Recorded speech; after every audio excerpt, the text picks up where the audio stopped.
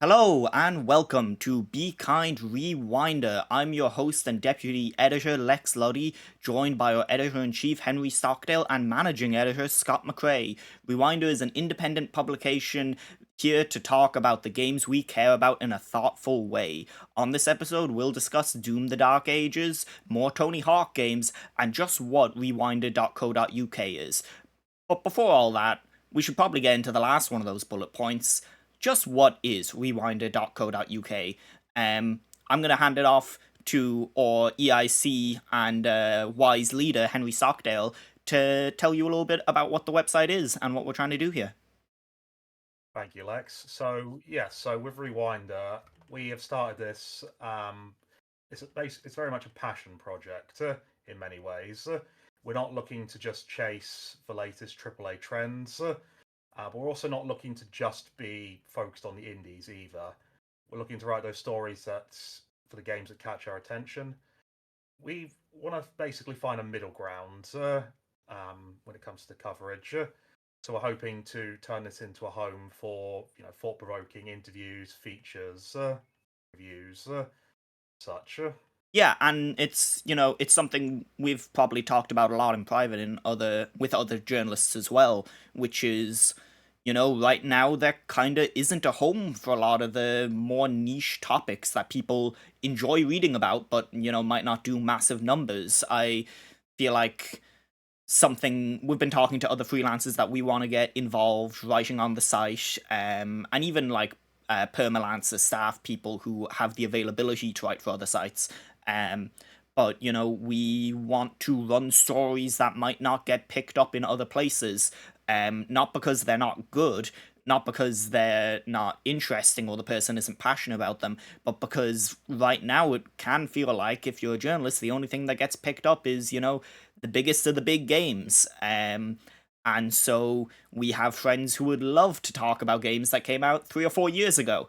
But that's very hard to justify to a big website, and that's very hard to get greenlit. So I think this can really be a home for places where we can have interesting discussions about not always the newest game, but games that people really want to still talk about and don't get an opportunity to. Henry, I know me and you have been in contact with at least 3 other freelancers, and you've probably been in contact with way more, who are chomping at the bit to write something for us that they wouldn't get to write during their day job or wouldn't get picked up by their usual pool of websites that they pitch to.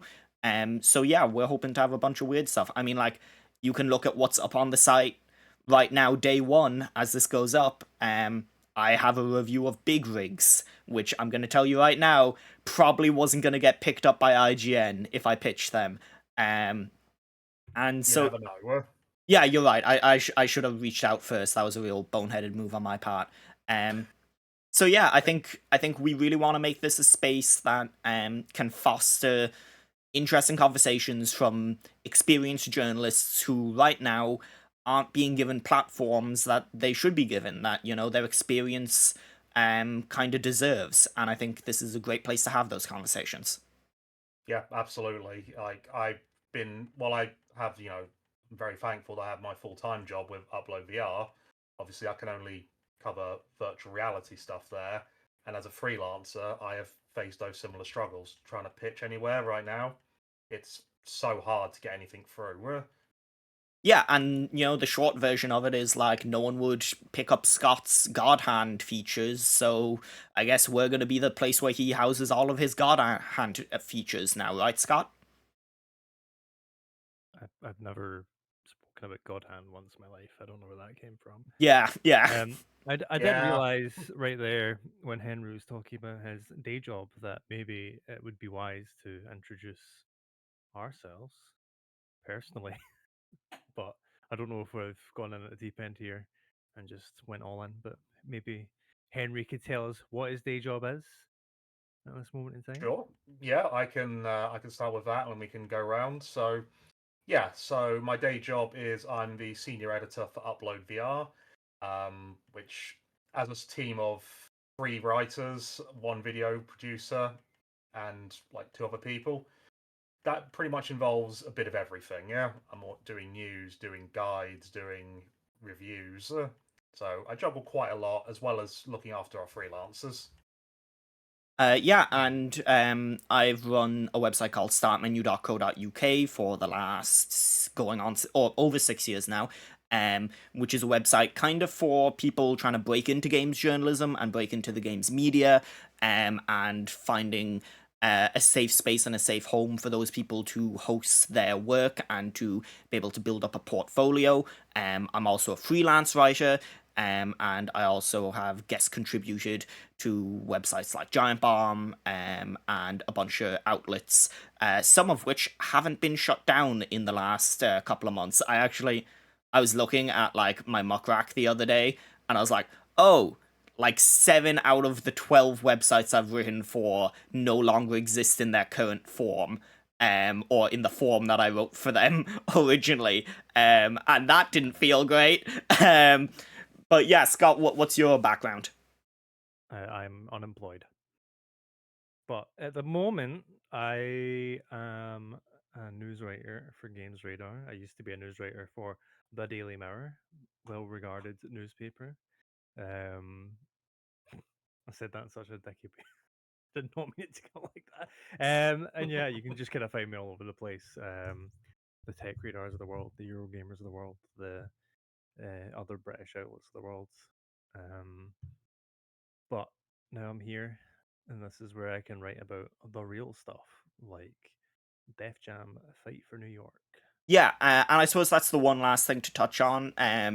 Website ends in .co.uk. 3 of us are Ireland and the UK. This thing is going to be open to people from everywhere. Like, we want to get as many people involved as we can, and the reason that we're running this site is to have conversations that might not get platformed on other websites. Of course, we're going to look to try to get like a diverse pool of people on who might not be getting platformed in other places. Um, but yeah, I suppose we should like do a podcast now at this point. So what have all you guys been playing? Gonna go first. We should really have thought this for a Scott, second. you go first because you have the best game in the lineup, I can see. So I don't know which one we're talking about, and now I'm nervous. So I have been playing recently. Actually, the last day or two, I've only played GTA Online, which we'll get a bit more into later. I don't know why, but I hate that game. It's bad. It's not great. I really like the GTA Online in 4, but going back to there's something about it. Like I just kind of transformative, you know? It's like going back and just being like, I'm gonna drive about this Los Angeles town listening to the same 4 yacht rock songs that Kenny Loggins played in that radio station. And then like some random guy will kill me, and then I'll spend the next 2 hours of my life going back and forth with this random guy. And it's weird because it's so much has changed from when that first came out. Like there's gambling and there's like business management and all that, but it's still the same game. Yeah, And it's still kind of bad. I think the interesting thing about GTA Online, at least, like, I played a lot of GTA Online when it first came out. I played like 400, 500 hours because I was 13, 14, and that was my game. That was the game I got for a year. And it wasn't an open world fuck about thing like GTA 4 was in a lot of ways. It was literally much more of this thing of like, no, you go and do missions. You go and do missions, and you slowly make enough money to buy a car, and then you slowly make enough money to buy an apartment, and then or you pay a shitload for shark cards, and you know use the microtransactions to quickly get those things.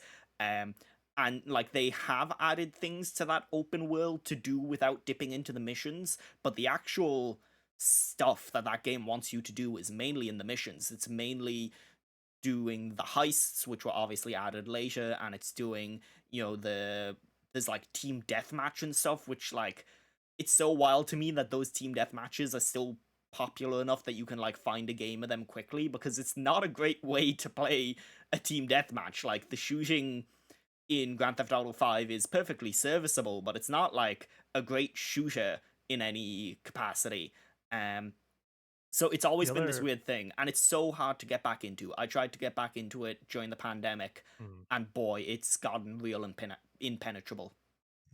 The weirder one, the kind of thing I picked up on today. I've been playing the last few days. I didn't see it, but there's like random events now, like in the kind of, I almost want to say Far Cry way, where you'll drive past somewhere and it's like, oh, by the way, this is a drug hideout, or this is you know, a gang operation, and you can go in and it's these like kind of wee tiny missions where you go in and you shoot up a drug den, or you shoot up a lot of shooting. There's not really any like go in and chat with them or join them or anything like that. But and I was like, it's cool, but it's still wrapped up in something that was much cooler when it was just basic.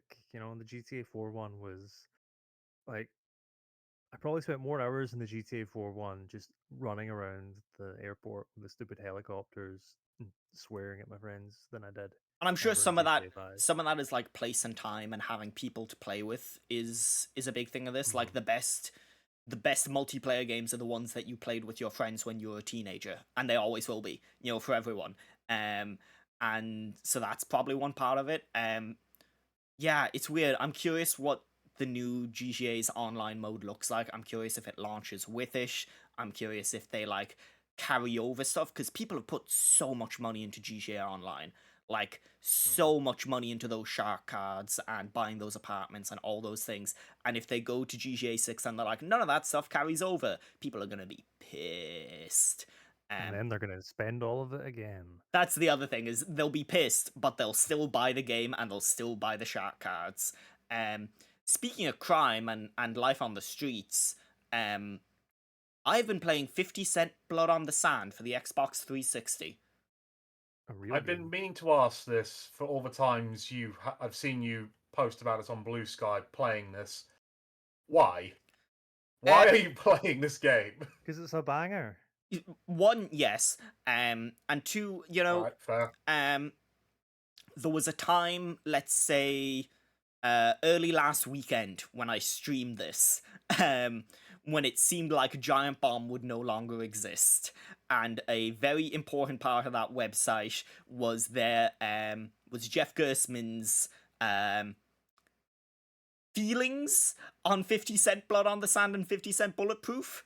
Um, All right. and that game got talked about a lot over the years, and it's a game I think about a lot because of how fucking weird it is that it got made and that it is what it is. Um, and so at some point, I resolved to, I'm gonna beat all of this game. I'm gonna finish this game, and that was like December 2023. And Right. I checked, the last time I played this was February 2024. Um, so at some point I fell off. Um, Actually, to go back, I started playing this game, and then at some point I thought it would be funny if I opened up my multiplayer settings. If I was like, anyone can join, anyone can join. Um, and this guy joined, and he was like very clearly very good at the game. He had very clearly beat the game multiple times because he knew where all the spawns were, like where enemies were coming out of next. Because it's just a Hmm. it's a very standard Gears of War style pop and shooter. That's all it is.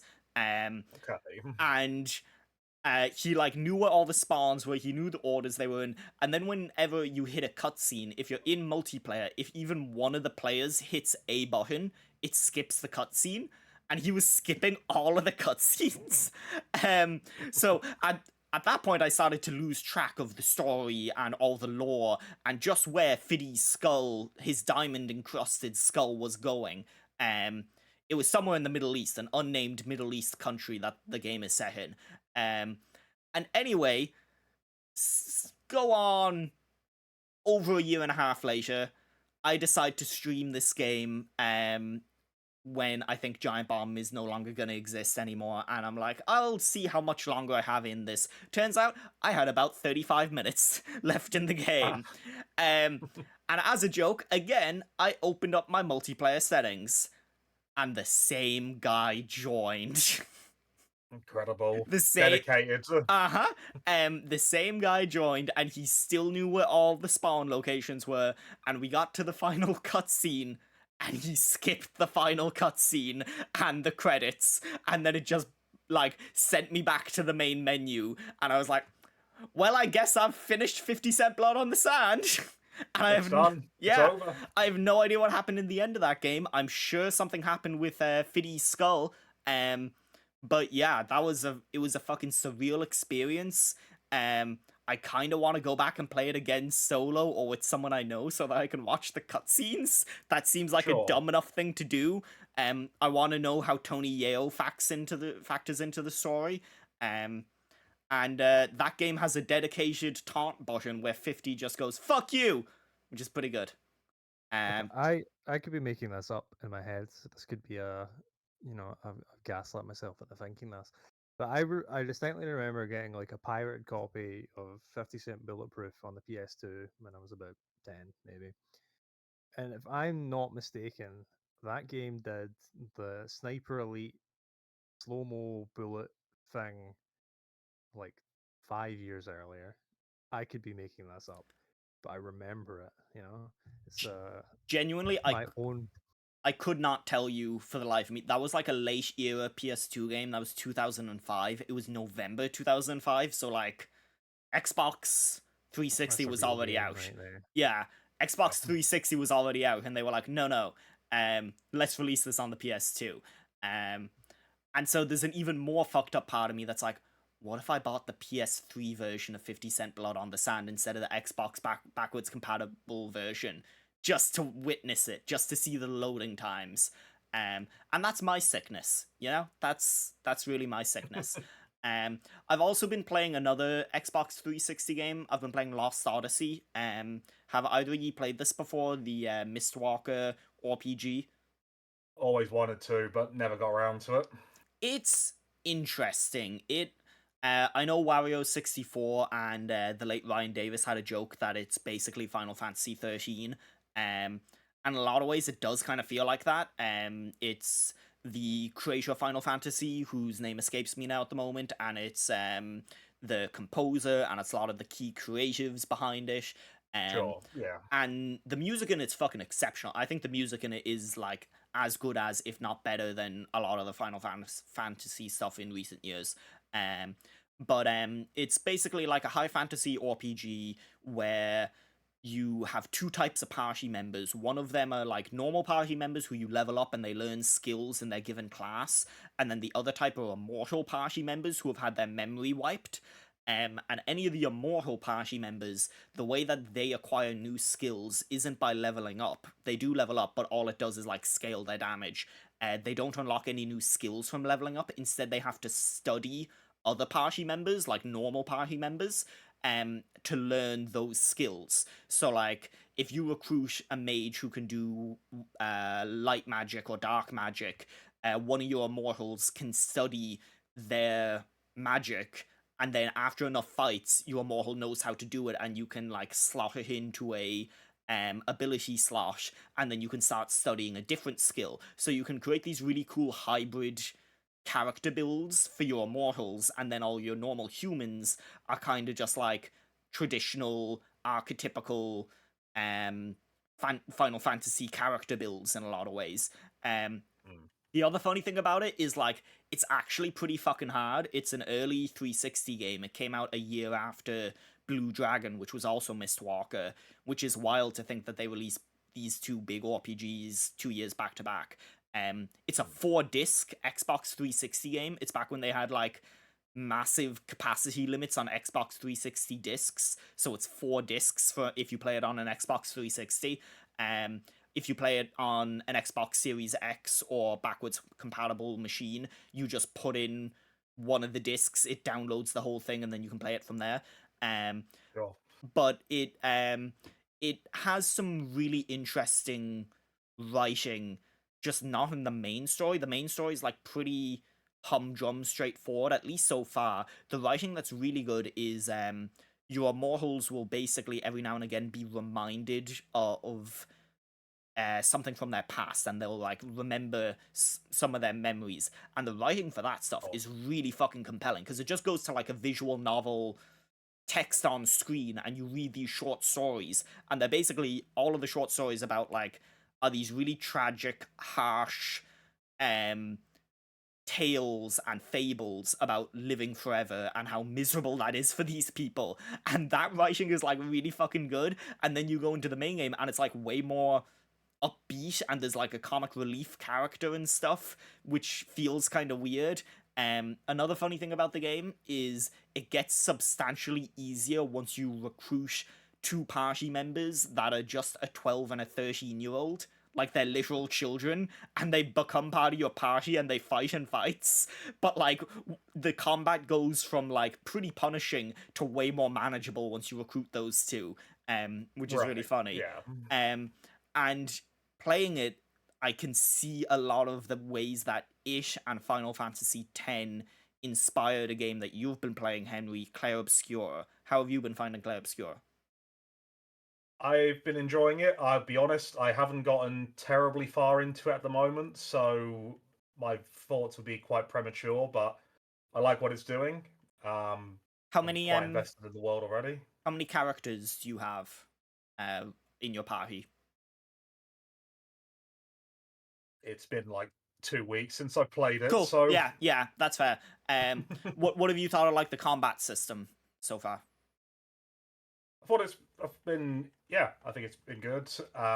Like for me, like a lot of people have been going on about how, oh, saying I don't usually like turn-based, etc., etc. But for me, that's absolutely fine, standard for me. I play a lot of turn-based games, been enjoying it, and the parry stuff, yeah, I think it works quite well. Scott, I'm curious because I know you like the like Mario RPGs a bit, but have you tried Clair Obscur? Do you have any interest in it? And like the Mario RPGs kind of have a bit of a similar feel in the combat with the dodging and the parrying and the blocking and stuff. Yeah, so I basically Clair Obscur came out in what, end of April. End of April, yeah. So I Mm. just come off of something, and then I knew Doom was coming in, so I was like, right, I'm not gonna touch it for now. But then there are games coming out next month. I mean, the Switch 2 is coming out and stuff, so I'm like, right. It's the same thing with Metaphor last year, where I'm like, I need to wait for a moment where I can really give this the attention it needs. Yeah, But I'm fair. looking forward to it. I don't typically like fantasy kind of RPGs that much. I'm more into the Mario or, like, what's a good word for them? Like city RPGs, Yeah, like a Persona, Persona Yakuza. E, yeah, stuff. Yeah, like, Urban stuff. yeah, or like Live Alive, where it's like none of them are like kind of Sword and Shield game, Sword and Shield stuff, and then there's one of them that's that, and it's the worst part of the game. Like, I'm good with RPGs, just haven't that type. But yeah, I mean, it looks cool. I hear the soundtrack's very good, which is something I was like. But yeah, that kind of Paper Mario, sounds like it's Paper Mario for kids. Just not quite as deep or as heartbreaking Wow, as Paper wow, Mario, but wow, what the fuck? um, What the fuck? you know, um, You see, the but funny yeah, thing about that is I have tried every single Mario RPG that has come out for the Switch, and I've gone back and tried some of the other ones, and each one of them I'm like, this does feel like a kid's game. I can't hack this. I can't keep doing this. Um, After a while, I'm just the like, this is so thin in the combat sense. yeah, but they've always been like that. It's I out of the combat systems and all of them, I really like. Um, Mario and Luigi because it's got these kind of mini games almost during them. Like if you use the shell item, you kind of kick them back and forth, and you have to like time it. But I guess you're not really in there for the. As weird as this is to say, you're kind of in there for the writing with Paper Mario and Mario RPG and the rest of them. But I mean, Paper Mario is dark. You walk into the first city, there's just a noose hanging there. What's Clair Obscur got? Death. That was it. You know. Yeah. Speaking of dark things, Scott, me and you have both been playing. I should say I reviewed Clair Obscur. I loved it. You should go check out my review on Gamer Guides. I gave it like a 98, I think. Yeah. But speaking of dark, Scott, me and you have both been playing the new Doom game, Doom: The Dark Age. I suppose now is probably a good time to mention, and we've talked about some other Xbox games. Xbox and Microsoft are still a priority BDS target. So if you care about that, we both got sent codes, so we didn't buy this game. I've been trying not to buy anything from Microsoft at the moment. My Game Pass doesn't like I still have like a year left in it, so like but yeah, I'm not buying things on my Xbox at the moment, but that's very much a thing that's up to you. I had a big long discussion about this on my other podcast, the Start Menu podcast, about what a boycott means for Microsoft and ways that the other ways that you can influence these companies if you are tied up in that ecosystem, if an Xbox is your only console, and you can't afford to go out and buy a PS5 and sell your Xbox and stuff. So yeah, just said I'd mention that, but we have both been playing Doom: The Dark Ages. I want to interject Yeah. before we start talking about it. How did you feel about Doom Eternal? I've barely played Doom Eternal. I installed it and I was like, it was during the pandemic. It was in that hazy era where like nothing felt real, and I think the only things that like I can't even remember what I was playing, but I wasn't playing new games at the time. I was just like I couldn't give my attention to anything new, and so I played like 20 minutes of it, and I was like, this is way more systems than the first game. I preferred the simplicity of the first game, and I preferred the vibe of the first game. And I kind of just put it down and never went back. I've since picked it back up. I have it on PS5 and I want to get back to it at some point. But yeah, I was basically coming in fresh to Doom: The Dark Ages. I have barely touched Eternal. I know you're a big fan of all of these games, or at least you have deep thoughts about all of these games. So tell me, what are your thoughts on Eternal, and then going on to that, The Dark Age? So, Doom 2016, banger, that's fine. Doom Eternal is when people get a bit weird with it, because some people don't like that it became a platformer and just Devil May Cry out the ass, because it was like, the Marauder and all these other things. It was like, you need to be fast, otherwise you're getting blasted at every angle. It's a lot. It throws a lot at you and even it throws a lot at you narratively compared to that first game. It feels like they literally were just like more. It was like the Star Wars George Lucas direction of faster and more intense, but in a video game. They were just like, no, faster and more intense. That's everything. Everything is faster and more intense. So I loved it personally, but I know a lot of people, and this Doom: The Dark Ages now feels like a reaction to that, where everything is slowed down. I mean, the tagline for it is "Stand and Fight," which, as a Doom game, I don't particularly. It's a very good shooter. Id Software makes good shooters. This is the best shooter campaign of the last few years, But I don't know if making it slow was a good idea, and also I don't care about the story. I like the dumb Doom lore. I like Doom Guy. I think he's a fun character. But when they had these like random human characters, I'm like, I think the moment that breaks it for me is the second you leave first person. The second there's a cutscene in another room and Doom Guy isn't even in the room.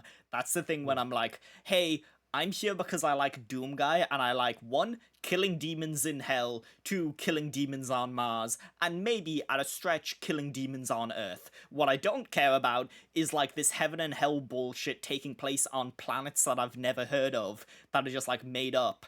And I'm like, this is gonna sound really mean, but if you know, you know. There's a little bit of if this was a Metallica album, it would be Saint Anger, because it feels like they are trying so hard, but they are also trying so hard to readjust for modern tastes and modern trends and be more palatable. It's kind of like it's like how when they were making Saint Anger, they were like, okay, we can't do any more 10-minute songs. They all have to be like under 5 minutes because these have to be able to be played on radio. That's kind of the vibe I get from some of this game.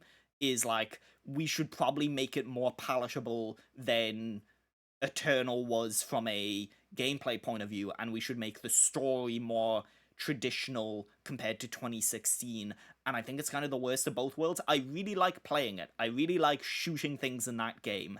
And I think that swapping between weapons feels really good. I actually think the slower pace suits it a bit more. It gives it kind of like a methodical feel, especially when it comes to some of the combos. It kind of feels like you're doing one punch, then another punch, then another punch, rather than manically trying to jump between things. But it does. It's gonna sound mean, but like, I feel like if this was at a metal show, people would kind of think of it as like a poser, you know? And maybe Hmm. some of that is some of the outside stuff with like that we've heard from Mick Gordon and how he felt treated by the team and some of that stuff, but like there's a part of this game that doesn't feel very punk rock in the way that the first game really felt punk rock. So I think to kind of go back a second with the combat stuff, there was never a moment in the game where I had the kind of like I'm trying to like describe it in like a tangible way, but there's not really a good way to do it. Like the hype, like I kind of Yeah. felt my body almost shaking because I was like, "This is fucking rad," you know. And I mean, I didn't have that. it's a tough comparison because you get that moment as you are coming out of the lift in Doom 2016. You know, Hmm. as they like cock the shotgun in the opening, like as the title card appears in front of you, you're like, "Fuck yes, this game rules."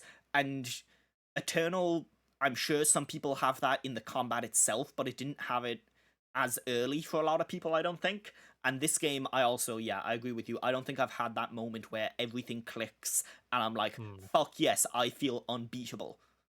Yeah, I mean, in the combat specifically, I never got that. You know, there was never an encounter where I was like, I think if I played that game on normal, I would have really disliked it because the most exciting thing about playing it was that I played it on, I think it's called Ultra, not Ultra Ultraviolence. Nightmare, Ult- Ultra Violence, yeah. and most of that game I spent being like one or two shots away from death, and then that's what made it exciting. But I think if I'd played it on an easier mode, because it's just I like parries, I really like parries, but it it just didn't really. I don't know. I want to be the boss. I want to be the final boss. I don't want to like feel like someone who has to sit and defend when I'm playing Doom, I guess. Yeah. Um, it is funny though, because I still haven't like beat any of the original Dooms. I haven't beat Doom 1, Doom 2, or Doom 64, and I feel like I really should get on that at They some are point. good games. Yeah, yeah. Hot take, fresh hot take. Doom 1, very good game. Doom Turns 2, out John very good Romero game. knows how to make a pretty good shooter. Who knew? And he knows how to make you his bitch. Am I right? Uh huh. Um. You also had down here that you were circling back to rappers for some reason. Def Jam. Def Jam fucking rules. Def Jam is so good. Like, both games, Def Jam Vendetta, I say both games, there's four of them, but Def Jam Vendetta and Def Jam Fight for New York. Isn't there also like the 2D fighting one? The There's Icon and there's Rapstar, which is yeah, a rapping game. But yeah, no, they were a different team. They weren't Aki. They weren't yeah. like the wrestling people, you know. I go into this a lot in something that you can read on rewinder.co.uk. But just to kind of quickly, like wrestling games, I love them. I think they're, even the bad ones, I'll still play them. But it's something about a wrestling game that has Fat Joe in it where you can fight in like a train station or a burning building. Like it's like on another level. And then Henry Rollins is your trainer. Snoop Dogg's in it, and it's like that game wouldn't work if they were in on the joke. That game wouldn't work if they did not take it 100% seriously. Whereas I think Blood in the Sand, for as good as it is, I think there is a part of it that is in on the joke. Def Jam takes that shit 100% seriously. And it's like one of the funniest games ever made for it, but it's also like great, you know? Playing it feels great. Uh, It's and so speaking of people with more money than sense, I couldn't. I had to get this get this Not segue Snoop in there. Dogg. No, people. Speaking of people with more money than sense who are constantly fighting each other, Henry, tell me about F1 Manager 2024. Where do I begin? I will write about this game as much as I can get away with. I'm currently 4 seasons in on this latest run. I set up my own team. So there's 11 teams on the grid. I won the championship last year, and now I am decided to take on an absolute rookie who hadn't even done F3. Put them in the fastest car and be like, right, let's hope something good happens here. Do you? I'm doing the Red Bull strategy. Yeah, I was gonna ask. So, is this game the basis for that new F1 movie? Is your playthrough the basis for that new F1 movie with Brad Pitt? Yeah, no, we worked it all out. Brad has been a close collaborator with me throughout. I've been taking him step by step on this. I was even at Silverstone when they filmed some of that footage there. Awesome. Obviously, Awesome. Yeah. I don't know how much So- of this is a joke because I think you were there, weren't you? I was actually there. Yes. Yeah. So that's kind of we're gonna ruin this by talking about F1 and wrestling the whole time, so get used to it. Oh, That's my yay. strategy in wrestling. I play Journey of Wrestling, which is just like a wee browser based one. Every single time I start a new run, I'm like, right, what like 1990s WCW jobber am I making my world champion on the first night and just ruining it? Fucking love doing that, so I respect it. And so It's- the real question is when is F1 Manager gonna let you play as Mick Foley? You know. This is the question we've all been was asking. just in a car crash, so I do not think they will let him do that. Oh no! Here's No, where I mean- here's where my ignorance around wrestling backfires. I didn't know that. He said that he was in a car crash with a photo on his Instagram where he's like next to the broken car. He fucking lives for this shit. Yeah. Okay. Cool. Henry, is that game still good? Yeah. Is that game still fun? What, F1 Manager? Yeah. Yeah. I- Yeah. that- No, I've been in. They're not making a new one this year, right? They announced that. They were like, we're taking this year off. Is that not football? Manager? I think they terminated the contract early. I think that was the rumor. Right. I'm guessing the licensing fees were quite high, but I Yeah. don't know if Frontier actually confirmed that. Yeah. I know Football Manager's cancelled this year. That might be what. Yeah, that I might be thinking of that. Yeah, that's true. Yeah. None of us like football though, so don't worry about that. This is going to be a listenable. Yeah, this will be wrestling a F1 football-free zone. We will also avoid talking about Pokemon as much as we can, and that will be an edict overseen by me. No Pokemon talk. So yeah, we're gonna hop onto the news. This And week's news: Pokemon. oh, great! It's the new Pokemon store. I do think Nintendo just opened, or they're about to open their San Francisco store, which, let me tell you right now, San Francisco is the funniest fucking place in the world to open a Nintendo store. Especially from where they opened it in San Francisco. Because, like, boy, that place is going to be hard to keep tidy. I'll tell you that much. They're going to have to... I walked past that building when I was at GDC. Yeah, obviously it wasn't open yet, but I saw it there. I was like, okay, yeah. Yeah, and Cool. everyone loves what part of the city GDC is held in. No one's ever talking about it not feeling super safe.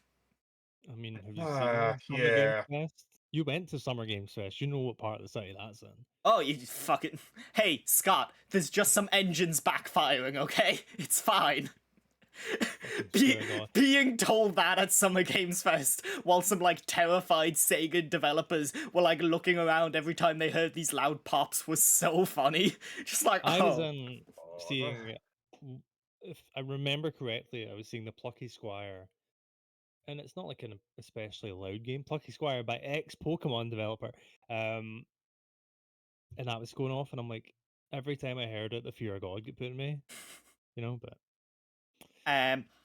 speaking of gunshots going off, GTA 6 got its second trailer. This comes from Austin Woods at Games Radar. Rockstar abruptly released the second trailer for GTA 6 today, which was May 6th at the time, on the heels of a delay that has shifted the open world game to May 2026. It had been scheduled for winter 2025.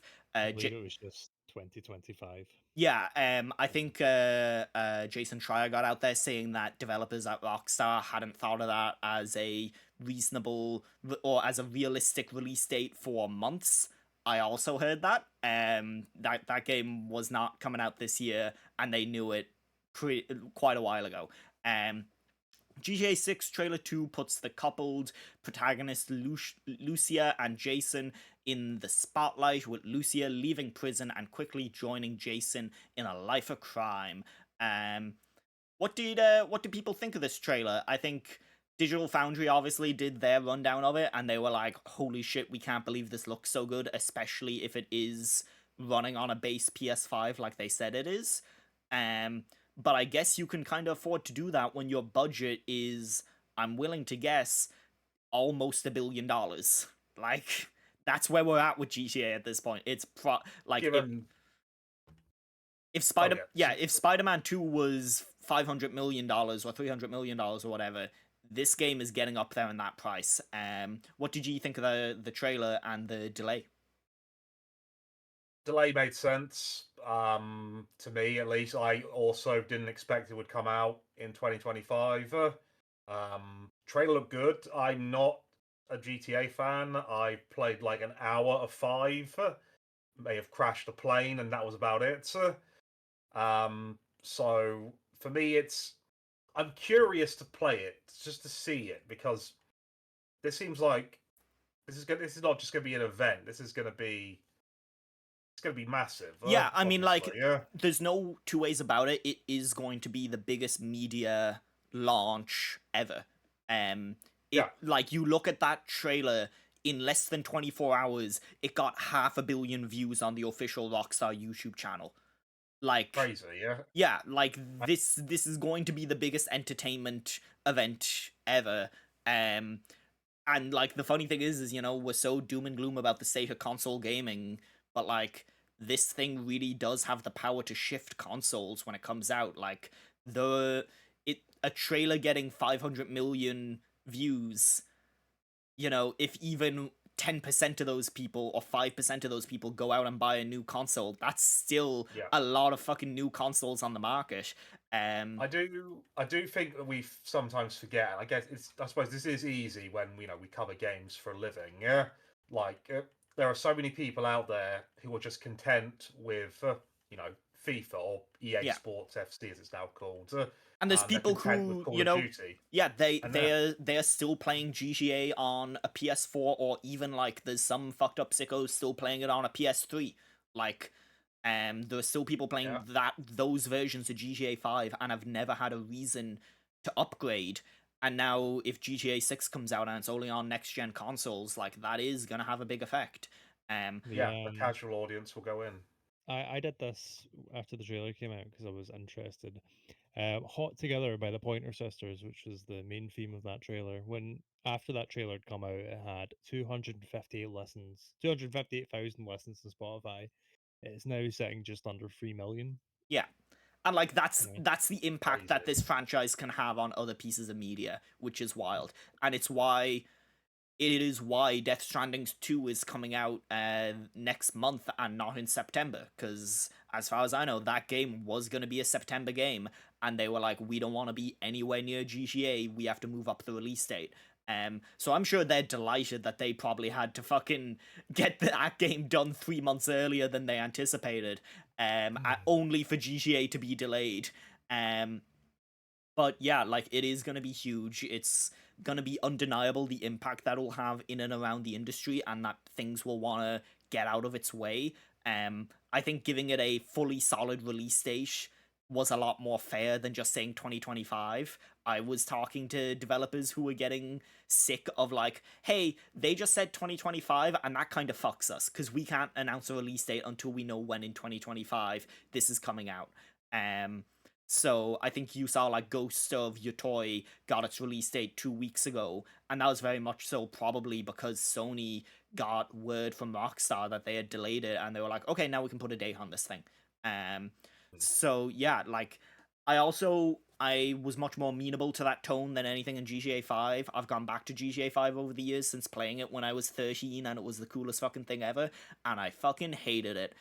Same with Red Dead Redemption 1. I think those games are like so darkly cynical in a way that it's fine for some other Rockstar games, for Red Dead Redemption 2, for Max Payne, and even for stuff like Manhunter. Their cynicism kind of makes sense, but like it, and I'm writing about this for Rewinders, so check it out on the website. Probably Monday or something is when it will go up.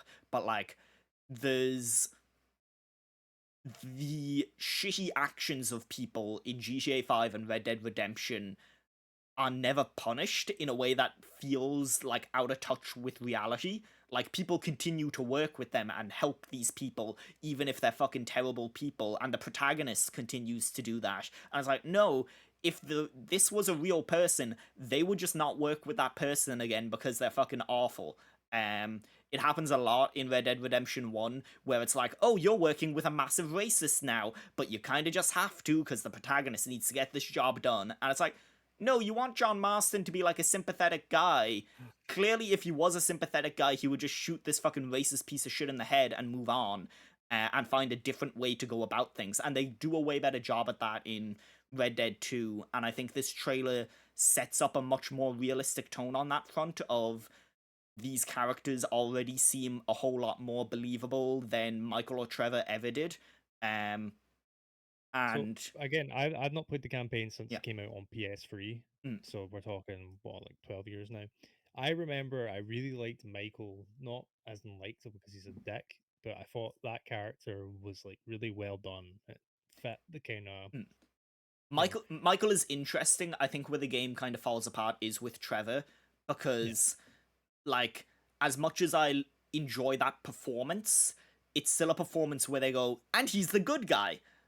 Or and he's You the playable protagonist, and like he is rewarded for a lot of his behavior. I think that game is much more interesting if you go into it, if they had developed it around the point of view of Franklin is the main protagonist and these two other characters are trying to drag him down. um, Mhm. I think that would have been a way more interesting approach, but they obviously decided that the three playable characters was important to them, and as a result, they kind of have to, at some point, say, like, well, you're fine with playing as Trevor. So And I think it would be way Trevor more. to me, sorry. Yeah. I, Um, I think it would be way more interesting if Franklin was the solo protagonist of GTA 5. so I mean, it kind they kind of do that a little bit with Franklin. Yes, you know, he obviously is Yeah. the intended protagonist, but I think the thing with Trevor for me is obviously they did that kind of in reaction to everyone being like, you know, because of Nico, and he was The such a kind ludo of, narrative dissonance of yeah, Nico. Yeah. he was such a soft soul who also, you know, could go on massive rampages and all that. That's kind of where Trevor I think came from, but I think doing Trevor, he's not completely un salvageable. I think there is a really interesting story they could have told there. And I think the kind of ending they went with, where it's like, oh, you can kill Michael, you can kill Trevor, or you can save everyone. You know, Yeah. obviously everyone's gonna choose to save everyone. You know, but I think if the ending of that game is the Trevor ending, you know, If the things ending of that make a game lot more is sense. you have to kill one of them, that's way more interesting, you know? If it's not you can save everyone, if that option is off the table, I think Mhm. that's way more interesting.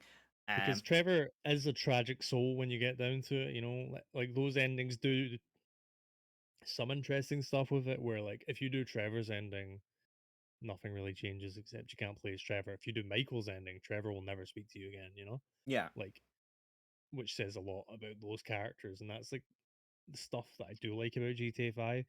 But then I saw the GTA 6 trailer, and again, I don't get excited for GTA. I will play it when it comes out. I'll be excited when it comes out, but I'm not one of these people who's like, oh, I can't wait for GTA 6, you know, because like you know what that game is, you know. Yeah. But the kind of true romance wild at heart tone they have taken with the dual protagonists, I'm like, okay, maybe this will be good, Yeah, I also Um, do appreciate that, like, this game is pretty unabashedly about two people who are, like, horned up for each other. Like, it's way more interesting than here's three crime guys.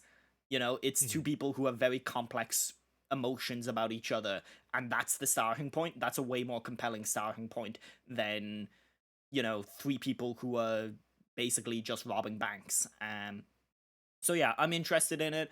That team has seen a lot of turnover, and from what I gather, that turnover has been pretty healthy from the inside, or has been resulted in some pretty healthy changes, and I hope that that results in a good game. Um, Next up on this list, 8 years in, Nintendo president admits Switch 1 just isn't powerful enough for new gameplay experiences, so it's time to move on to a new standard with Switch 2. This comes from Scott McCrae at Games Radar. The Switch 2 has been highly anticipated for years now, and while the Nintendo Direct only furthered everyone's excitement, um, but one of the biggest complaints Oh about the Jesus, that's system, the typo.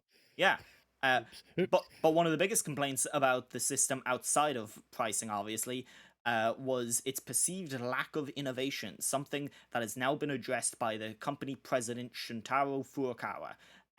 When asked if the Nintendo Switch 2's lack of major overhaul, like previous Nintendo consoles, positions the Switch 2 as a stopgap between Switch and a new system, Furukawa says that the biggest reason to move from the Switch was in service of games.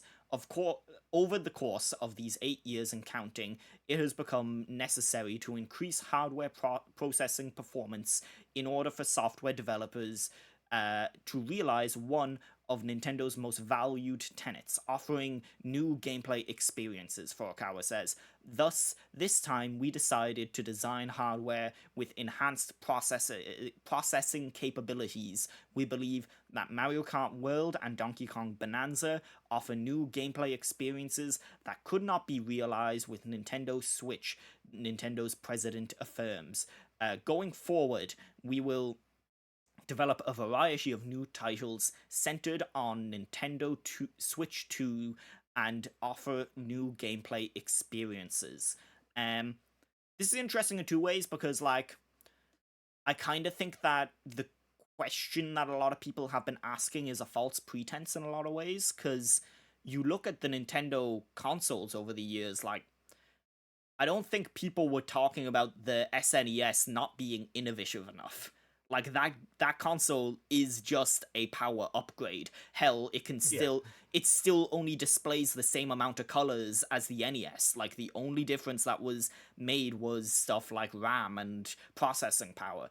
Um and then, the GameCube to the Wii, again, the Wii is just two GameCubes strapped together. Yes, they had they had all these gimmicks and stuff, but it was like a linear progress of more powerful. And then especially the Wii to the Wii U, the Wii U really was just meant to be an upgraded Wii in a lot of ways, and that backfired on Mm.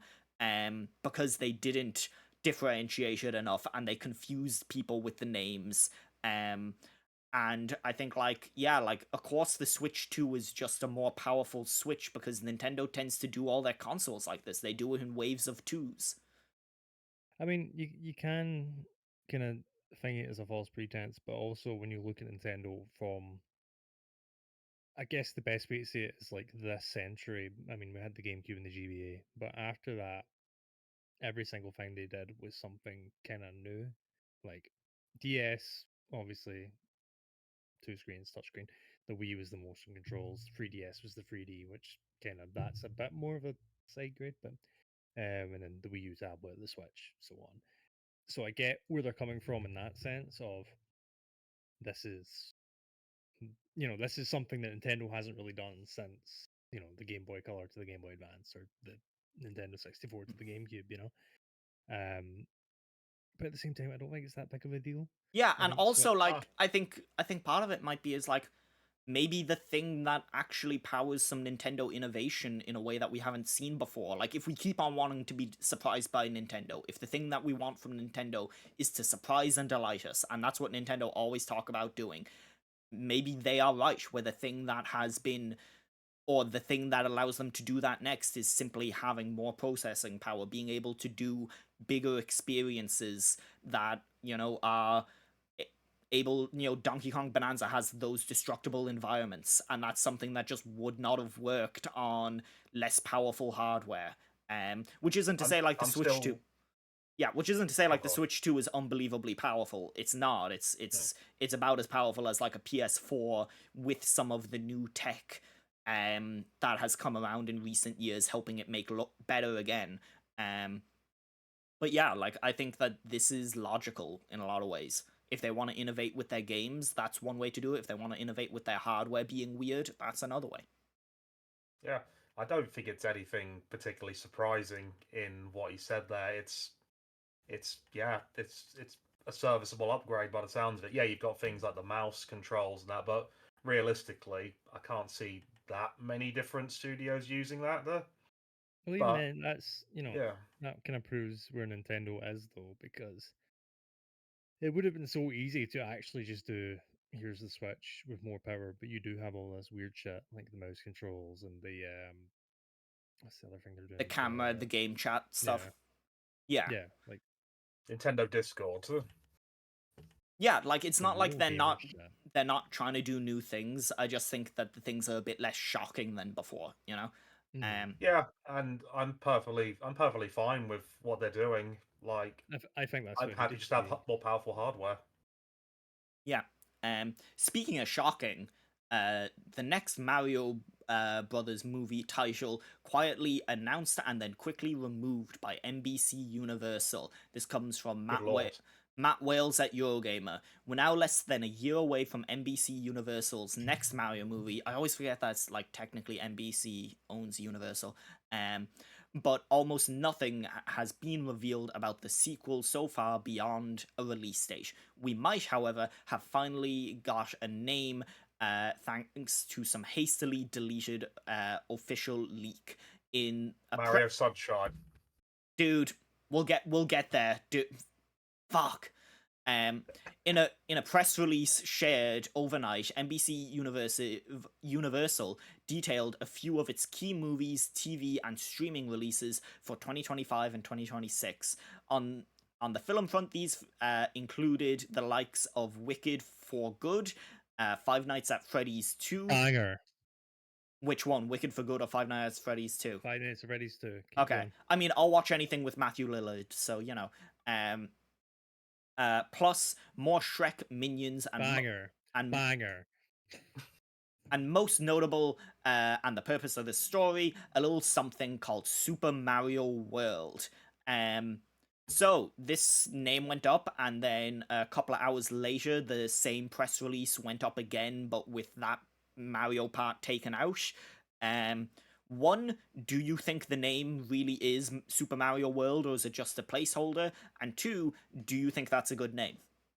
Given the end of the last film had that, was it a post-credits thing where it's hinting at like Yoshi? I Yeah, think they had like the egg. yeah, Like, yeah, Yeah. it makes sense. makes sense. Yeah. Like 30 minutes after Yoshi's appeared in the movie, we saw a Yoshi egg. But yeah, I mean, that's where they're going with it. It makes sense. And Which came first, the Yoshi or the Yoshi egg? Weirdly enough, it Oh, was the well. Yoshi. You've been holding. I told you not to use that soundboard, and here we are anyway. uh, so yeah, I mean, it's a weird title in a way, not in a like not really, but in a way, because you kind of just expect them to go the Mario movie too. But if Hmm. that's where the story's going, it makes sense to do Super Mario World. And if anyone would know, it would be NBC Universal, Yeah. owners of Illumination Entertainment, the greatest animated film company of the last 40 years. I don't know. Anyway, I'm Close to very that. excited for Chris San, who will be thwomping Toopas in Mario Arcade outside the laundromat any day now. Thank you, Chris San. So I think the question is, are they gonna do we think this means anything? Do you think they're actually going to adapt the story of Super Mario World and we're gonna have the Goopalings No. Not Or really. is it just going to I be, oh, Yoshi's here, so Super Mario World? I think Koopalings could totally be a thing because those are super merchandisable. Mhm. Yeah, It will be really weird to like see merch on an aisle of like all the Koopalings names because those are all just named after rock stars, right? Oh, they will not do that. Yeah, They will do Roy, Wendy, Ludwig. They won't do the Roy O. Koopa or Wendy O. Koopa. Sorry, yeah, they won't do all that. Lemmy Cooper. Um, Um, I hope they do. I hope they do. That'd be great. and the other question is, do they have the theme? They had Super Mario Brothers Super Show in the last one. Do they have the theme song to the less popular animated series, Super Mario World? I mean, I'm sure they technically own all that shit, or they can get like Nintendo owns all that shit, so you know they yeah. probably can. I really liked the Mario movie. It's one of those things where I watched it and I was like, I can't rate this objectively because it's the thing I like, but on a big screen. But there was so It was. much love in it in a way that Sonic wasn't doing until kind of Sonic 3 there. But like even like just the random little musical things and King Bob-omb being there. Like you can't have a good movie without King Bob-omb. Yeah, I think it Um, would be way better if it had less of the licensed soundtrack, which I understand that. oh, sorry, yes, yeah, I know what you mean. Yeah, Yeah, licensed soundtrack. kids animated movies need to have fucking licensed music for the parents to be distracted by for a while because Sure. they get bored and they're like, oh, aha, I like aha. Oh yeah, oh yeah. All of the Donkey Kong music got removed for that, and I urge anyone to look up. I believe it's called "Driving Me Bananas," and look up the version of that scene that has that in it because it fits so much better, Yeah, and and it's like got the it's Donkey on Kong the theme in it. vinyl and soundtrack and stuff, I'm pretty Mhm. sure. Check that out because it is a really good remix. I do like that remix. So Henry, Um sorry, I cut you off like 20 minutes ago. Please continue, I have. Mr. Mario posters. I've forgotten what I was going to say, but well, Henry, I think the real question is if if the second Mario movie is Super Mario World, what is the third Mario movie? Super Sunshine. Mario fucks. Kart. Mario teaches typing. I Yes, that I too. I am Hotel Mario. I am putting actual. I would put money on it being Galaxy and the end teaser being Rosalina. Where's Wario? Maybe. Where's Honestly, Wario? I Then honestly thought they would just go Mario Bros. Movie 2. So, Yeah. yeah. yeah. I think that and again, that sounds stupid because these games don't have stories, but the story of Super Mario Land is like quite fun in a way where you can do, you know, like that storyline between those two games is, oh, Mario fucks off somewhere else to help Daisy because some space aliens kidnapped her, and then he gets back and someone is squatting in his house. Like perfect movie right there. But There we go. and finally, before we move on, who do you cast as Roy Cooper? Oh, Stephen tough one. Rouge. You cast Stephen Rouge. This is the problem with me being a movie person and you not being movie people is that I'm gonna have the most obscure actor in the world. When am Probably I not a movie? I was about to bring Stephen Root up during that GTA segment because he's in there, and I've been watching a fuck ton of King of the Hill. good, I good. I personally think that why go against what's already proven to have worked and have Chris Pratt Oh as yeah, Roy as yeah. well. Just get him to. It's because he has such a wide range as an actor. He's Oh able yeah, to do it. yeah. Other actors they couldn't do it because like playing multiple characters that's tough. Koopas. Chris San he could do it. Anyway, I'd pick Stephen Van Zandt from Bruce Springsteen's E Street Band. Just playing the character he played in Sopranos, no difference. Yeah, okay. That's who you get to play Roy Cooper. Um, Speaking of Koopas, because they can fly sometimes. Paratroopers can fly. Speaking of paratroopers and things that can fly, do a 900. Tony Hawk wants a Tony Hawk Underground Remastered 2. All campaign, all I can. This comes from Kyle Garshin at Screen Rant. Just like many lifetime fans of the skating game franchise, Tony Hawk also wants to see a remaster of Tony Hawk's Underground. The Tony Hawk Pro Skater series is seeing its second remaster collection, with Tony Hawk Pro Skater 3 plus 4 in July of 2025, but other iconic the other iconic series, Underground, has not received the same treatment. It's weird for me to think of those as two different series. I just think of Tony Hawk as the series. And Yeah, then, same. yeah, Screen Rant spoke to Hawk at THPS Fest and asked him if there are aspirations to keep the series going with a Thug remaster. I always have aspirations, Hawk said. It's not up to me generally. I'll campaign all I can, but I'm working with a much bigger company that's a lot smarter than me. Hawk then clarified that Tony Hawk's Underground remaster hasn't really been discussed, noting that 3 plus 4 hasn't yet been released and the success of which may impact the franchise's future. Scott, I know you have really strong thoughts on Tony Hawk games. That last Tony Hawk remaster was the best selling game in the series, a series that was like pretty frequently the best selling game, one of the best selling games every year in its era. It only kind of makes sense to keep doing these until they've tapped them out. I whether again, he's probably right. It does depend on if 3 plus 4 performs, but like I would imagine that game's gonna do just fine, based off of how that first one did. I mean, it won't sell as much because it's going to be in Game Pass and all that, but yeah, I'm sure it'll do fine. I'm in a weird place when it comes to the Underground remasters because about 2 weeks ago I would have told you it's not going to happen because you need Bam Margera for them. But obviously he's back in it, so maybe they do it. But those are such functionally different games than the kind of first four. That's Underground. The first Underground is the first one where you can get off the board, right? That's Yes. yeah. And then Underground 2 is like the one where they got all the guys from Jackass in it and stuff, and it kind of became Yeah, and they had like, oh, there's like a skater who uses a wheelchair. There's like other weird um non-skating vehicles. I think you drive a car at one point, stuff like that. And they get a bit weird with it. You know what they should remaster next? They should remaster the Tony Hawk GBA games, because those are great. That'd be a good Finally. recollection. Yeah, they could just do that as DLC and people would buy it. They won't, but they could. But I'm also in the camp who thinks this upcoming Tony Hawk 4 thing is absolutely the right move. So explain to me what the actual change is, because I still don't really understand it.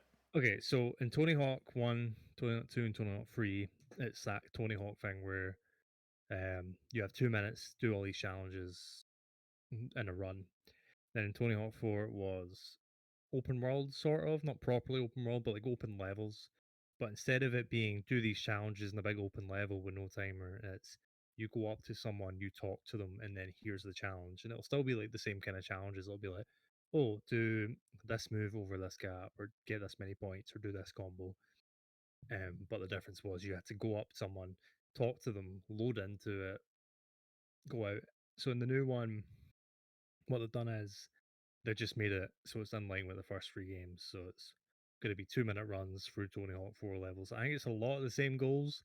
There are some like very weird goals in Tony Hawk 4. Like there's one that's just monkey target and super monkey ball. One that's like that. So now they've just done that into old Tony Hawk style.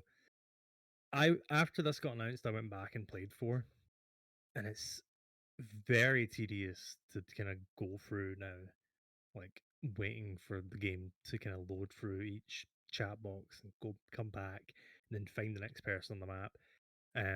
It's just not. It doesn't scratch that itch the same way that those like 2 minute runs do. Yeah. So that's what they've done with it. People are a bit funny with it. I think a lot of people have come around on it, but obviously some people are like, "Oh, you're not really remaking it." The other thing about this is apparently they've made some new levels. I've not played the game. Just to clarify, but I've seen previews where they have made new levels for this. So I think there's a part of me that's like, did they just make Tony Hawk Pro Skater 5? It would be really fucked instead up if they just called it Tony Hawk Pro Skater 5 again. If they were They like, really should. actually, fuck Robomoto, this is the real Tony Hawk Pro Skater 5. I mean, they basically did that with Tony Hawk 1+2 because they did that as well. They did a Tony Hawk 1+2 remake and it was shit. Yeah. Um, Boy, Robomoto sure did make some video games. That was...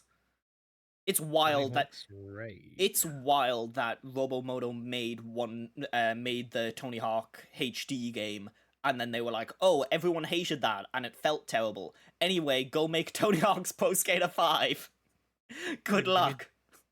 They made Big League Sports Connect. So who the fuck are you? You're right. I'm a nobody. Moving on, Amy Hennig's Marvel 1943 Rise of Hydra delayed to next year. This comes from Ed Nightingale at Eurogamer. Marvel 1943 Rise of Hydra has been delayed into next year. This new Captain America and Black Panther game, penned by Uncharted writer Amy Hennig, is being developed by Skydance Games and is also being published by them. In a statement shared on social media, the studio stated that the game will now launch in early 2026 to polish the game further. Taking this additional time will allow us to add more polish and make sure we give the best possible experience and one that lives up to our vision. Skydance Games wrote, "We have some exciting things in store and look forward to sharing more soon." The game was originally set for release this year, with Black Panther actor Carrie Payton suggesting the studio was aiming at a Christmas release. I am like weirdly interested in this game. I think it looks super good. I'm also just fascinated by Amy Hennig's career and the fact that she hasn't managed to get a game released mainly by circumstance and bad luck since Uncharted 2. Yeah. And this game looks fucking really good. If you saw their Unreal presentation, it's using all of the new Unreal tech, and it's kind of a showpiece for a lot of that stuff. Some of the team that's working on this is super talented. Some people who worked on stuff like Psychonauts 2, The Last of Us, loads of different stuff have gone over there to work in different positions. It seems like they have built up a really strong team for it. It's also worth noting that Skydance Games is the company whose owner was recently arrested and found guilty of flying a drone during the LA fires and getting in the way of a helicopter, and he was sentenced to a bunch of community service. He was also the founder of Treyarch, so that's neat. I'm not sure if that had anything to do with this being delayed, him now being in a shitload of trouble. I think he stepped back from Skydance Games before any of that happened. I think he stepped down from it, but he had been their owner. So that's just a weird thing.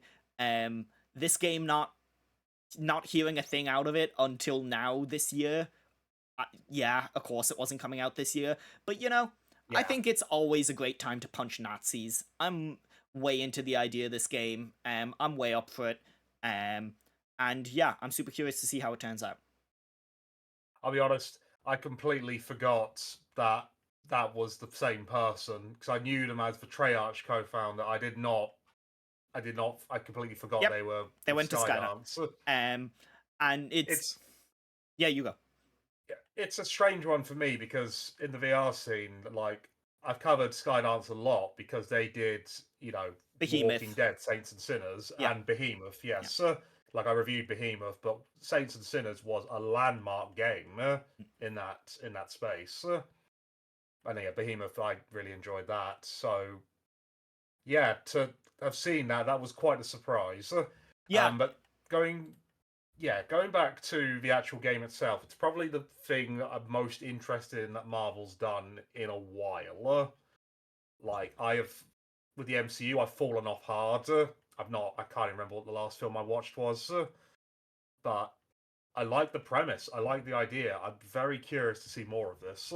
It's interesting because, like, after all of the talk of, like, James Gunn saying that he was going to unify the game universe and the movie universe for DC, we now have a situation with Marvel where there is like 5 Marvel games on the books that take place across 4 different universes, and they're big AAA games. There is the EA Black Panther game, there is the EA Iron Man game, which may or may not take place in the same universe as the other EA game. There is this game, and then there's the Spider-Man Insomniac universe that also is going to house their X-Men games.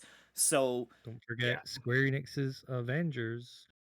you're right, how could we forget? That game is fine if you play through it like a single player linear game. If you just don't engage with any of the fucking Destiny style stuff, it's fine. That was the vibe I got off of it. I never touched it just because I just wasn't interested. It has a really, really good depiction of Miss Marvel and her dad. It has maybe the best depiction of those two characters outside of the comics itself.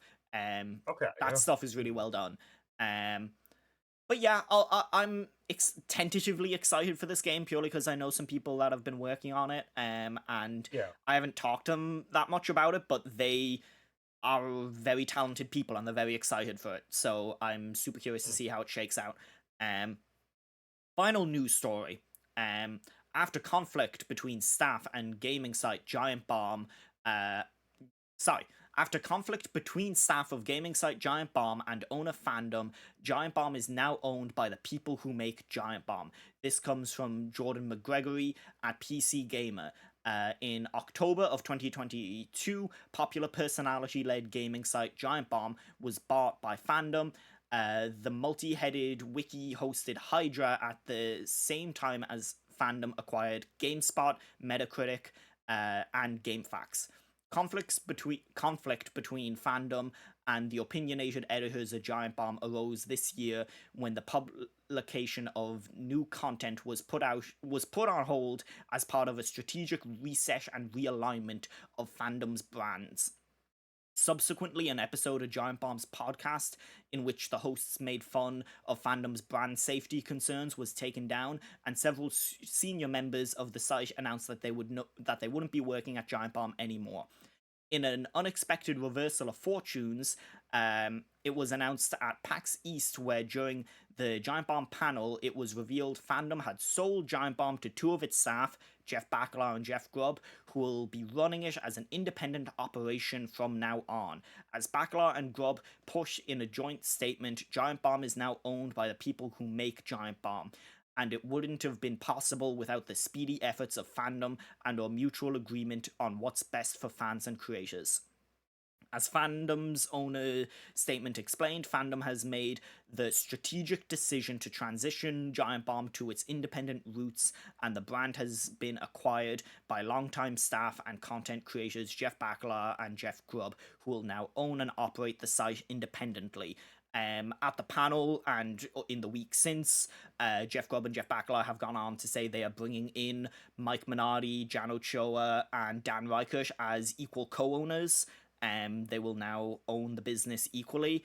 And yeah, I suppose I'm talking about this because I have a pretty close relationship with the site. Scott also has appeared on the site before, and we have hung out with those folks.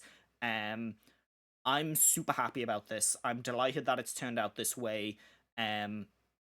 When 2 weeks ago, when stuff went on hold and things went on hiatus, and when Grubb said he was no longer at the site and Mike said he would no longer be working with the site, everyone kind of was resigned to this is the end. This website has weathered a lot. It weathered Gerstmann leaving, it weathered a totally new staff, it weathered the pandemic, it weathered all these different things that should have killed a personality-driven website.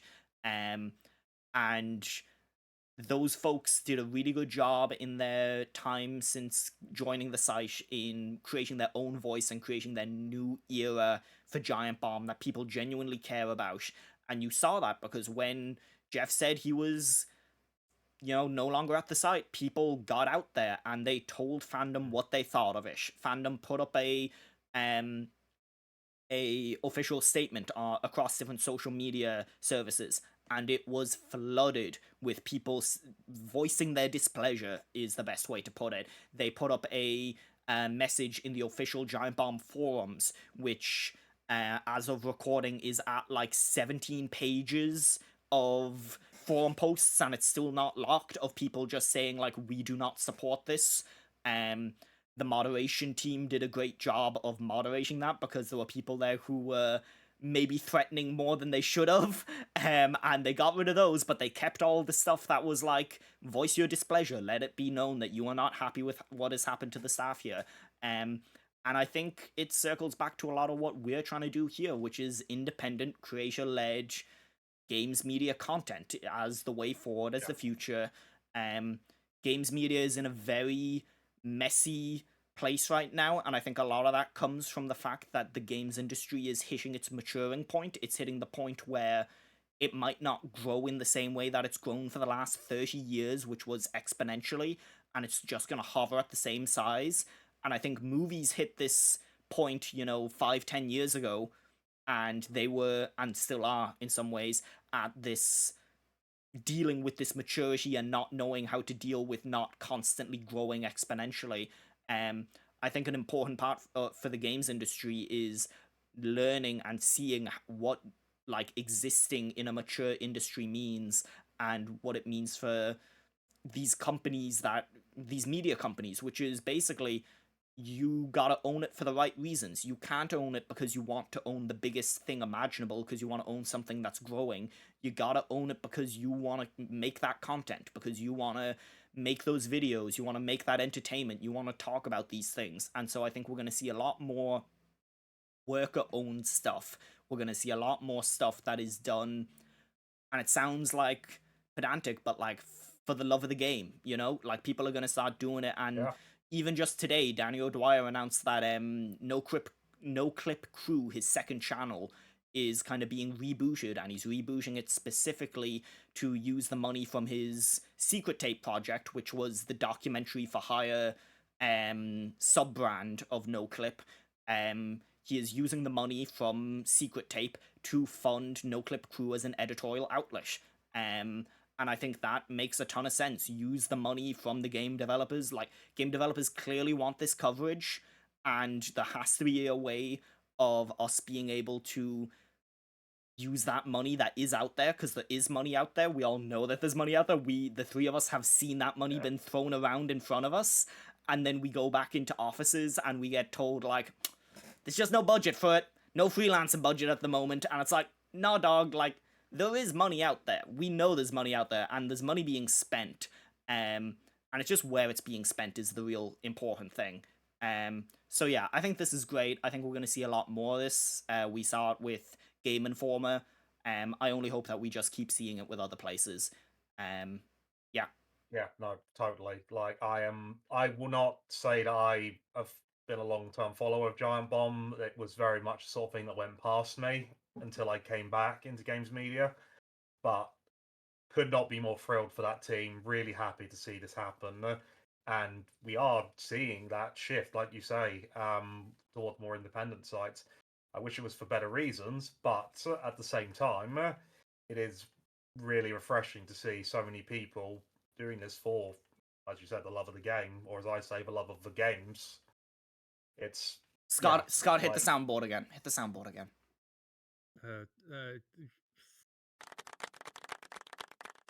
God damn it. This is cool, and like, people will say what they want about fandom. I've interacted with a few people on the fandom side of that company. All of my experiences have been really good. The people who work there that I talk to work their fucking asses off. A special shout out to Emma Fife, who is one of the hardest working people I have ever met, and did so much work for those live shows that Giant Bomb were doing. And I think that you have to give credit to fandom selling the company. There is a lot of companies that would just say, no, this is our asset. We do not care. We will mothball the asset. We will never produce content with Giant Bomb again because people don't want that content anymore, but we are keeping the asset because the name is valuable in some way. The name has some monetary value and we don't want to give that up. But they kind of realize, listen, if we're there's no point in us owning a thing that people don't want us to own anymore because they're not gonna support it.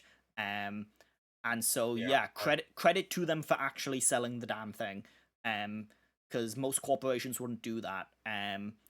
say what you will about them otherwise. I think that's totally fair. Like, criticizing them is totally fair. I have lots of criticisms of fandom. Their wikis make my phone really fucking hot. Their wikis make my computer run really slow. But yeah, they sold the company.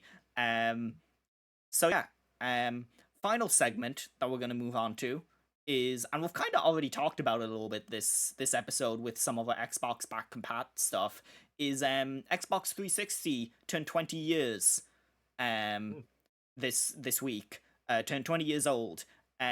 So it's almost old enough to drink.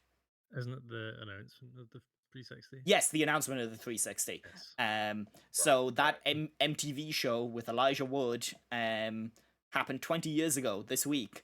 Henry, you're the oldest of us. Do you remember any of that? Were you paying attention to the industry at the time? Because I would have been 4. I would have been 4. No, was not aware of things like that. I obviously, like, I grew up on Nintendo stuff mostly, so I was like looking at, what was it, official Nintendo magazine, is it Cube, NGC, those sort of magazines. I had an Xbox as well, but I wasn't really, we didn't really follow that in the same way, so I never saw anything about that with the 360 announcement.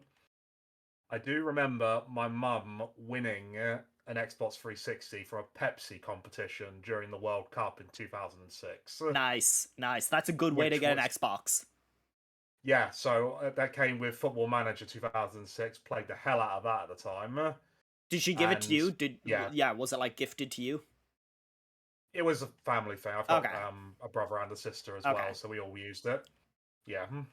Scott, your feelings on the Xbox 360? Because I never owned one. I never owned an Xbox 360. I've been playing all of these Xbox 360 games using my Series X. I like the Xbox 360 as an idea. I like the concept, and going back and watching those old press conferences, the early days of Xbox, are fascinating because so much of it is like, we're gonna capture the mainstream audience. This Xbox is gonna be a TV as well, and it's like, oh no, this is how the Xbox One happened. You were already planning on turning it into a TV at this time. Scott, what are your thoughts on the 360? So I had a PS2 and my brother had an Xbox. And then I remember the talk of the Xbox 2 at the time. I remember seeing it in like a magazine or something like that. But then I didn't remember it coming out. It was only like a year or so later I realized it was out. And then my brother got one 2007, I believe. I got a Wii. That was my console of choice. I went for a Wii. My brother went for an Xbox 360, and then like a year later, I was like, I also want an Xbox 360. You realized that all of the Wii games that you wanted to play had come out in that first couple of months, and you were like, well, I guess there's nothing else coming out for this. I wanted to play Sonic 2006, which was announced for the Wii, and then they got rid of it and made Sonic and the Secret Ranks, the fuckers. So you didn't get to play Sonic 06. What a shame. Yeah. I got... No, I'll tell you what I'm trying to think what the game was that got me. I just want to say it was maybe just because Rock Band released on the 360 first. That might have been why I wanted a 360 so much. I can't remember. So I got my 360 Christmas 2008. I got Guitar Hero World Tour. That was my game.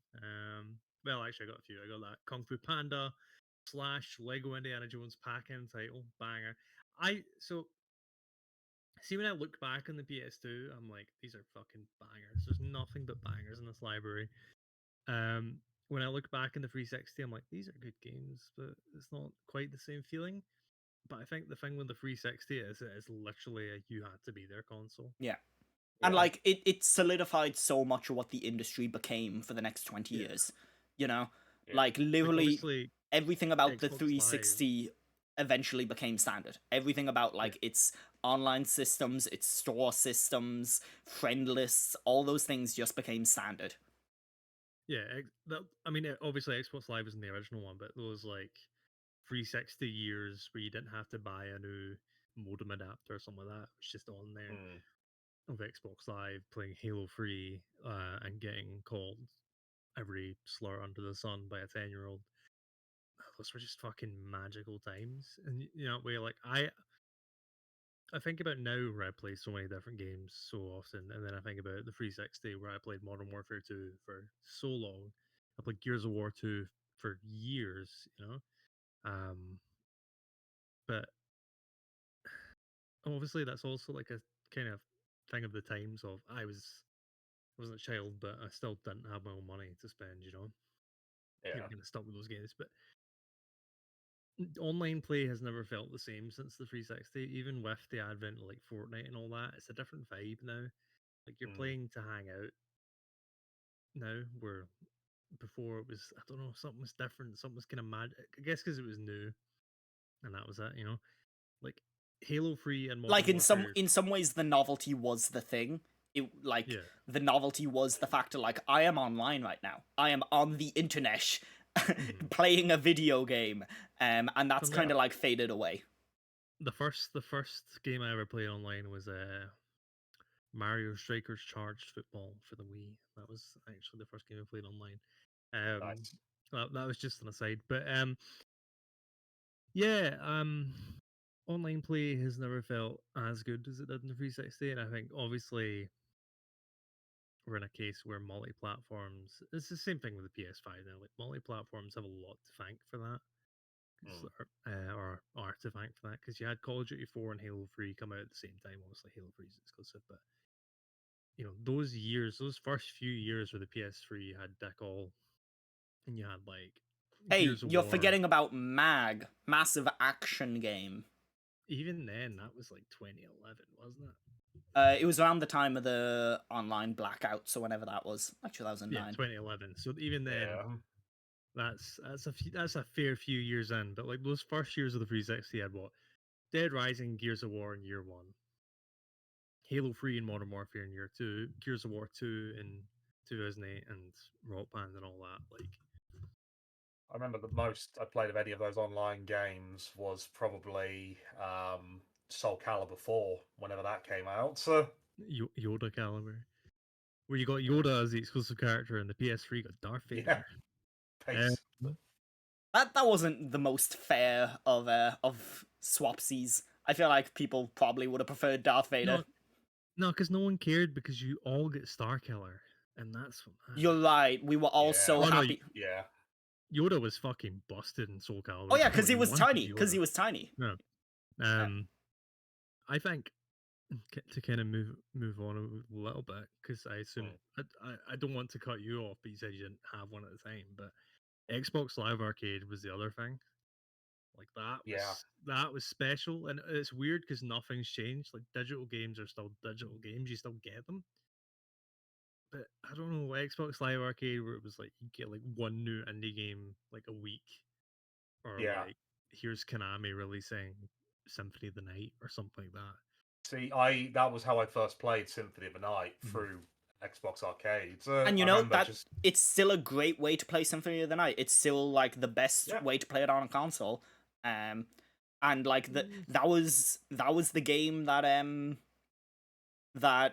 made them up their limit of how big a Yeah, file could be. That was the game where they're like we're yeah. upping it from whatever it was 500 megabytes to like a couple of gig. I think it was just a gig Yeah, at that it was time. just a gig, and Yeah. like that's That when version, you think about like dominoes, you know, hitting each Mhm. other, that is how you eventually get to Call of Duty being 300 fucking gigabytes on PS5 or whatever, taking up half your PS5's like I'll memory. just I'll just say this. You say like it was a gig for like the limit. I remember because I remember being on those Nintendo forums, not forums, the website, different websites, and it was like WiiWare was 40 megabytes for the Mhm. limit. Yeah. Crazy, Um, yeah. Yeah. What people did. to go back to that Symphony Night, it's the only modern way to play it where you still get the "What is a man" speech, but the PS4 Yeah, version yeah. is also very good. But like just to it's and this is going off the top of my head. This isn't like I've got a list up here, so I could be missing something. But just when you think about it, and like the games that came out on Xbox Live Arcade during these like Summer of Arcade or something like that, you know, Mm. Limbo, you got Braid, you got Explosion Man, you got Super Meat Boy, like all God, of these yeah. things that are now like legendary Yeah, two things. good These are games. all. Two really good games. I don't even want to ask you what the two you think are, because Leave Explosion it. Man's Well, one of them. I'll tell you what. The two good ones weren't made by assholes. So, I remember Shadow Complex playing that. Shadow- one, Yes, that was a banger. yeah, Yeah. You got that really shitty remake of Turtles in Time, Marvel vs. Capcom Yep. 2. Summer of Arcade was another thing where it was like that felt so special, where it was like 5 weeks of just like these really good, high quality games. I kind of, oh, there is a Wikipedia page. Bionic Commando Rearmed, Braid, Castle Crashers, Galaga Legions, and Geometry I Wars 2. played. What I a love fucking Bionic lineup. Commando. and I mean, Yeah. we can't forget Geometry Wars is still like one of the best. yeah. It's still one of the best looking games ever made. Like you load that up on an Xbox Series X with HDR and with frame boost, and you're like, this game looks Beautiful. fucking incredible. It is wild. What I would give for like a new Geometry Wars that is just if they just made a new Geometry Wars, you know, if they didn't clutter it with bullshit like they did with those sequels, if they just made a Didn't- new Geometry Wars. Didn't Kotick say like it was a mistake acquiring them? Oh yeah, but He that's said because that he's a fucking recently, yeah. dipshit. He's a fucking idiot. He was shit talking Bizarre Creations. He was like, "Oh, it didn't work out. It was a bad idea." I was like, "No, dude. You asked them to make a game that could compete with Mario Kart and didn't have the name Mario in it. What the fuck is wrong with you?" But they owned. Oh, wait, no, they didn't. I was going to say Yeah. they owned Donkey Kong, but that was Microsoft who thought that. Yeah. But yeah, Also, like look, saying that, Blur's pretty good. Blur is still a pretty good racing game. It's not bad. yeah, Never played it. it was good. That and Split Second both came out like the same day. It was like another infamous prototype thing.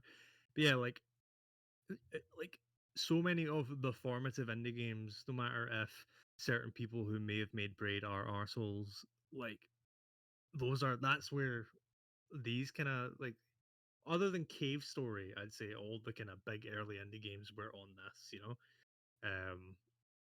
Like I'm just looking for it now, and there's so many games where I'm like Brothers: A Tale of Two Sons was an Xbox Live Arcade summer game. Tony Hawk Pro Skater HD was was one of them, and that's A classic. It's just a classic in many we had ways. Fruit Ninja Connect, Bastion, another one. Like so many of the big early indie hits came through this, and I think that's another domino falling moment of like, what does indie games look like now if we didn't have the Xbox Live Arcade, you know? There was a time when it wasn't a given that a full retail release would have a digital version as well. Yeah. Yeah. But yeah, I'm happy birthday Xbox, as Usher would say. I desperately want. I know the person who. I know who the person who organized that video shoot is, the Usher Happy Easter Xbox thing, and I desperately want to interview them about it. I don't think it'll ever. Hideo Kojima. No, I don't His think first it'll film ever role. happen because they now work in quite a senior position in a very locked down company. But Right, God, yeah. when they retire, I just want to ask them about the Usher interview. So yeah, that's a podcast. We did our first podcast together as Rewinder. Woo! That's been Be Kind Rewinder. Thank you all so much for joining us. You can support our Patreon. Henry, what's the Patreon link? Putting me on the Like, spot comment, and here. subscribe. Like, comment, and subscribe. Like, comment, and subscribe. Hit that bell. Buy our t-shirts. We're not selling t-shirts. Use your parents' credit cards to subscribe to our Patreon 5 times. Yeah. Yeah, so just go to patreon.com/rewinder. Yeah, and we're Rewinder on Blue Sky as well, correct? Yes, that's right. Yeah. Rewinder.co.uk. And rewinder.co.uk is also the website that you can read all of our stuff on. This week, Henry, you have some stuff going up. What stuff do you have going up with the launch? So with the launch, I have a interview I carried out a year and a half ago regarding Dead Space, which fell through, unfortunately. So it's nice to finally have a home for that. I have got a review of a game called Phantom Spark that came out last year. Had it on my Medium, moving over, and a couple other things as well. Just some light demo impressions for the remake of the end of the greatest RPG of all time, and also for Formula Legends. Cool. Scott, what do you have going up? So I want to get this out of the way. Over the first couple months, which is a really bad time to do this, I am fucked. I am swamped.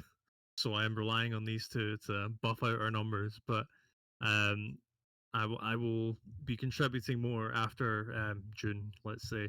But so far, I've got Capcom Fighting Collection 2 review. That embargo has just passed on Wednesday. And then I have a feature I mentioned earlier about wrestling games and stuff like Def Jam Fight for New York and The Simpsons Wrestling, one of the games of all time. I'm Really. also going to look into potentially bringing a Sonic plus Shadow Generations review over because the website I did that for no longer exists. Oh So yeah, I will look I know into that the website. I know that I will website. look into the legalities of that and see if it will not get me in trouble. If it makes you feel So- better, I put a review from that website up on Start menu, and no one's come a knocking yet. So maybe Sonic Cross Shadow Generations. Yeah. Honestly, I don't think that company even exists anymore, so they couldn't come after you if they wanted. I have a piece that is kind of like the state of the industry and what's next and where we go. Talked a little bit about that on this podcast here, and a review of Big Rigs over the road racing. Just Finally. you know what? We've got to establish ourselves as no nonsense podcast, right? So we're going to name that company. That company is Burger King, and they can't stop me from posting my Sonic Plus Shadow Generations review on Rewinder unless they have stopped me from posting it on it. I haven't looked into it yet. Yeah. We're recording this days in advance. We're recording this on May 12th. Oh shit, it is May. I was gonna Yeah, make a joke. and because all the website is like set up in Henry's name, he's the one that gets sued to hell. So Scott, me and you are in the clear. We're fucking aces. And look at all those Mario posters. He's got the cash. Yeah, He's got the he can sell got the that money. Sunshine poster. Someone will buy it for $5. Right, Although- we're gonna get out of here. Thank you all so much for joining us. Like, comment, and subscribe. Like, comment, and subscribe. And we will see you in 2 weeks' time. Thank you so much for joining us. Goodbye.